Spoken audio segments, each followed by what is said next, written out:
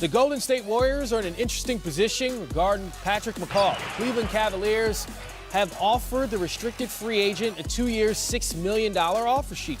That means the Warriors have to decide if they'll match said offer, because Golden State is in the luxury tax. By matching McCaw's offer, Golden State's tax bill would increase from $50 million to $61.6 million. Is that too rich of a deal for the Warriors to make to match that? Well, first of all, if you watch them tonight in this game, they've got 3 points in the first half off the bench. So one would argue they really need Patrick McCaw. But this is really a great stroke by Cleveland. Their cap and strategy department, Brock Aller, Jason Hillman, they're looking for a win on the margins here. They signed him to a very favorable deal. It's actually a non-guaranteed offer sheet, which enables them to effectively get a free 10-day look at Patrick. If they choose not to keep him, Patrick only makes the $180,000 during that span that he would have made. And then if they waive him, he's totally unrestricted and free. So what this really does is it builds goodwill with Bill Duffy. It builds goodwill with the player. If it doesn't work now, maybe it works in the future. And Golden State is left to make an $11 million decision relative to their bench. And I know they're trying to save their 15th roster spot potentially for another big, because you don't know how the DeMarcus Cousins situation works out. But again, when you watch this game tonight, Andre Iguodala gets ejected in the first half. As it was, they only had 3 points off the bench. They're not a team overladen with depth right now. And I think losing Patrick McCaw over this amount of money is a significant loss for them. Yeah, this team definitely isn't that deep, and they could definitely use that depth. A young player, especially when you're talking about playing down the rest of the stretch of the regular season, talking about even getting into the postseason.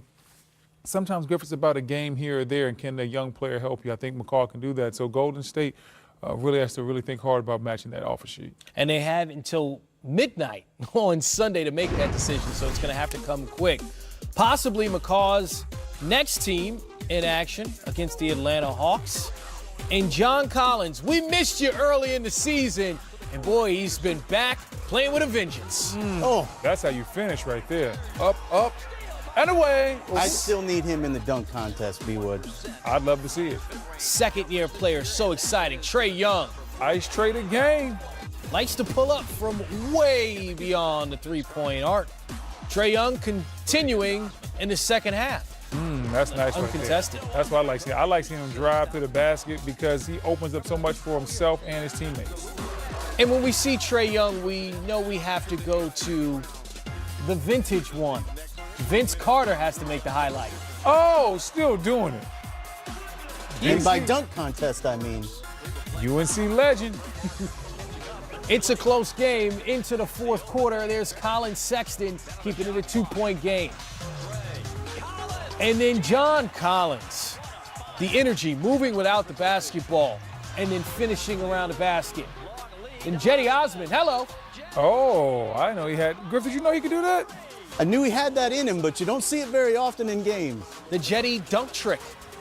Kevin Huerter trying to get the tough basket to go with a tied game, but again, it's John Collins working inside. Jordan Clarkson looking to tie it up. Jordan.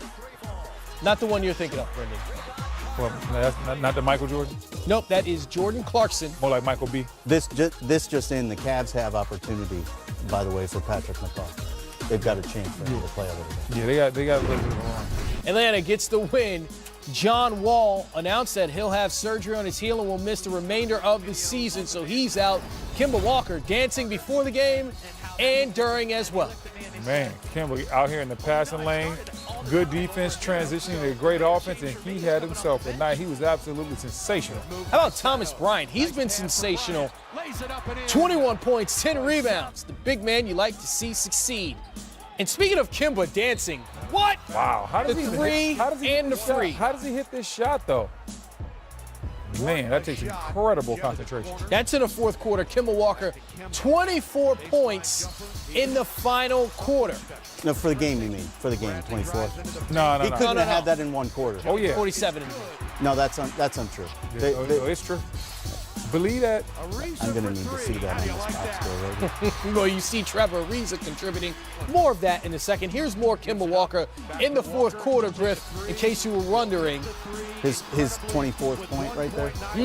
Makes it a 1-point game. Now check this out. Trevor Ariza leaking out, gets the layup, and they have to review this one. It ended up counting and the foul. Ariza. Is this enough proof for you right there? 47 points. Y'all understand shots. that the man who beat everyone down court to try to catch up with that play threw himself into the stands trying to compete to win this game is the same dude that had 47 points. Yep. Kemba Walker is all about the right things, guys. That's incredible, the level of effort he Better put in. re-sign him, Hornets. So is Bradley Beal talking about John Wall. You know, it's I can't sit here and wish everybody can play. You know, everybody has, it's the same Otto. Otto hasn't played in, we don't know how many games, but we need him to be healthy, and that's the main objective for everybody, and the most important thing for everybody is taking care of yourself, making sure that you're healthy. So whatever it may be, no matter who it is, you know, take care of yourself first, and, you know, it's next man up. You know, that's why we have 15 guys on the team, you know, for situations like this, and, you know, for guys to be able to step in and be ready to go. So looking forward to John Wall in the next couple of years. He gets a bit of a salary bump starting that Supermax contract the start of next season. It has a player option in 2022 and 2023. I think he opted into that. $170 million offered to him. Coming up next on Game Time, Jimmy G sits down with KG on Area 21. Post joins us now. Candace, first piece of clarification we need there, the word if is still surrounding John Wall, whether or not he'll elect to have surgery that will end his season. What's the timetable on making that decision? It seems like it will be a couple of days, but he's on the path to he's on the path to surgery. He actually is back in the building today, and he's walking around with a bulky walking boot, and that's a telltale sign that he has to stabilize the left heel. And as Scott Brooks said at his pregame availability, he kept saying it is likely to happen. So it's the end of the 2018-2019 season for John Wall, it appears to be. Candace, there were stretches last year where this Wizards team, in John's absence, played some of their best ball of the season, but that requires that Otto Porter be healthy as well. Where is he in his return to play, and what does it look like for that Wizards team if John does miss extended time? There's a lot of pain surrounding this season, and Otto Porter's about to miss his 10th game of the season. He hasn't had a stretch this long of missed games since his rookie season. He's dealing with a muscle strain in his quadriceps, and although it seems like he's cleared to play, the Wizards want to have a practice with him before throwing him back out on the court because it has been so long. But yeah, there were some things that worked last year, especially early on with Thomas Satoransky at the point, because more guys had to step up.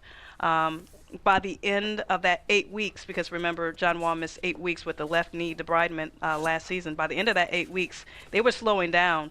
Thomas was slowing down, and they did need Wall to come back. But I would imagine the Wizards have danced this dance before. They know how to fill in without him. But right now Otto's out. Markieff Morris could be out for a little while with an upper back neck issue that he's been dealing with, and of course Dwight Howard, who they brought in this summer expecting him to be this great option for them at the 5.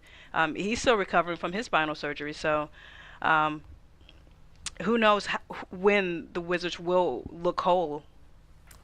Guys looking like the walking wounded out there right now, but we have seen this Wizards team be in this situation before, and we've also seen them bounce back. What will this say about the Wizards and how they mix and mesh with John Wall moving forward if this team does make a run and go to the playoffs without John Wall being a part of the roster? Ooh, look at you looking forward. They are 10 games below the 500 mark, and although they do play in the East, I totally get that. To be where they're at right now, they have dug themselves in quite a hole. I don't envision, a great rally, let's win one for the Gopher or Gipper, whatever that cliche is, type of movement happening. They're just the hole is very big. The hole is very deep. So if they do make that push, as you say, that would be very interesting. But they are locked to John Wall, and John Wall is locked to them. Especially considering next year when that Supermax contract comes back. So no matter what happens, this year, playoffs or not. John Wall will be back, and he'll be here for the long term into his 30s. So something will have to be figured out between now and then. Well, Brad's been carrying a load in December, playing almost 40 minutes a night, averaging 26, 6, and 6. Has there been any discussion as far as Scott Brooks saying, like, we have to lighten the load on Brad before we have an issue with him? Yeah, that has to happen. And Scott Brooks is a big believer that it's not just the game minutes. He believes that, shortening their time in practices and shoot around and things that we don't get a chance to see, that will help him along. But still, Brad had to do a lot last year in the absence of John Wall. Although they had Thomas Satoransky filling in at the point guard, Brad had to play make. He had to, create for himself. And we saw a little bit of a preview of that last night in the fourth quarter. It was basically the Bulls versus Brad Beal, and he couldn't beat the Bulls by himself. And moving forward, he's going to need some help, and he will be playing a lot of minutes. I totally see that happening, but there's got to be somewhere or somebody on this roster to kind of be his Robin. Candace Buckner, appreciate your time. Thank you for your insight from the Washington Post. Thank you. Anytime. Thank you. All right, Griff, let's start with you, because if you're a GM like Ernie Grunfeld, there's a lot that you have to handle with this team and trying to figure out where you're going. So let's start with John Wall. Next year, that Supermax kicks in. 4 years, $170 million. This will be the second season in which his year comes to an end early. How much of his albatross is that on this roster now, seeing what John has been through the last 2 years? Well, it's worse of an albatross if you don't have him take care of it now, and if you don't get in front of it. The timeline that you've seen sort of rumored out there of 6 to 8 months of return to play would indicate that the injury is actually a spur on the Achilles insertion of his heel. And that's a significant issue. And in order to repair that and have him come back properly, you need to give him as much time as possible. So I think doing this now and getting in front of it is a big part of protecting the asset value you have in the contract. But even if he's healthy, if the team's not playing well and they're 10 games below 500, it's not a contract you feel good about. But they absolutely have to protect the asset value they have now and let him take as long as it takes to get right. Brendan, last year without John Wall, this team was 20-21. So there should be some sort of optimism right now. Candace didn't seem like she had that for the team. Is it just because of where they're at now? And if John is out for the rest of the season, it's not like he's coming back. I think it's because the situation is different. Last year, a lot of those other guys we talked about were healthy. Otto Porter was healthy. Kelly Oubre was a part of that team. And so when you see where this team is now, with Austin Rivers being shipped out, Kelly Oubre being traded, injuries to Dwight Howard and many others on this roster, it's hard to say whether they're going to be able to make a move because, yeah, they made that move last year, and Satoransky was able to do some things as far as kicking the ball ahead to guys like Otto and Beal and letting them eat. Instead of dominating the way John Wall plays. But this year, I'm not sure if they have the depth to do that or make that run. But it will be telling how this team bounces back and how they respond. Because if they do make this type of run, there's going to be a lot of whispers and a lot of people saying, hey, what should we do about that contract? And the fact of the matter is, everybody in D.C., you're stuck with it. Well, in a weird sort of way, that would actually make it worse for Ernie and for Tommy Shepard. If they go on a great run in the absence of John Wall, now that number really does look like an albatross. And what I think is fascinating is for stretches last year, and we talked to Candace about it, this team looked as good as they looked all year. And Otto Porter, while he was healthy, was also much more ball dominant. They went to him, they asked him to make plays for other people, and he responded. So the number he's on sort of requires that he be asked to carry more of a load. So you can make Otto look more valuable and more worthy of the number he makes and still be in jeopardy of making John's number look even worse than it does currently. Certainly, I think when the trade deadline comes around, you and I will be sitting here having a discussion if whether or not the Wizards will be buyers or sellers. Can't wait. Buyers? What are they going to buy? They got a whole team full of bad contracts.